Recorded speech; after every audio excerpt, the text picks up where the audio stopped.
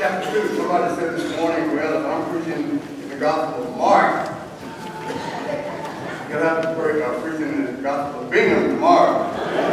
Next Sunday, but I don't think it's in there.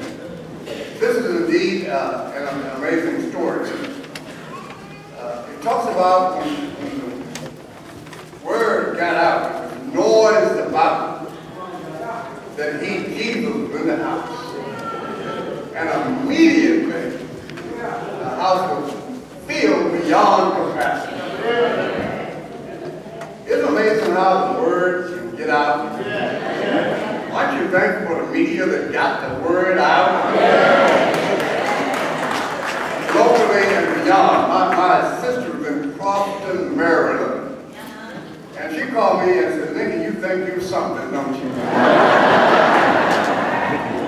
Whoever thought you have nationwide attention? I said, well, you know, God is a surprising, awesome God. Amen. He got his attention. Amen. But let me in on it. Isn't that great? I always tell you, it pays to serve Jesus every day.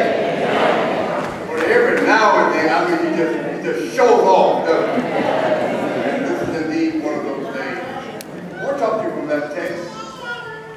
It says the word got out that Jesus, was in the house, and the house was filled with traffic. Without the aid of telecommunication technology, they did not have the media. No telephones, televisions, any kind of media, iPod, cell phone, any kind of media. But word got out that he was in the house. And you know what it said? It was noise about it. They didn't whisper. But it was noise about it that Jesus was in the house. You know what? I don't know what else we can make noise about that would be better than to say Jesus is in the house. Wouldn't it be nice if Jesus was in every house? Amen. And if he was in every house of church members, imagine the impact it would have when we come together and electrify the service as we worship and praise his holy name. Isn't he worthy to be praised today? Well, I asked Brother Mark to do the clicking of the buttons. Amen. And I'm glad he's going to do that for me this morning, because I can't click buttons, read paper, look at scripture, talk sensibly at the same time. You know, I don't know about my preaching being all that good anyway. I told the story some time ago that there was a lady who had belonged to a church quite some time, and they got a new preacher.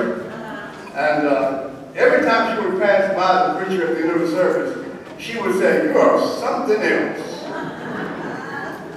And he didn't quite understand what that meant. But the next time she came by and said, "Preacher, you are something else." And he was getting a little more curious about what she said. The third time she came by and said the same thing. He said, "No, you know, it's the third time you come by and said, you're something else. I don't know what you mean by that. Tell me what you mean by that." She said, "You have to be something else because you sure ain't no preacher."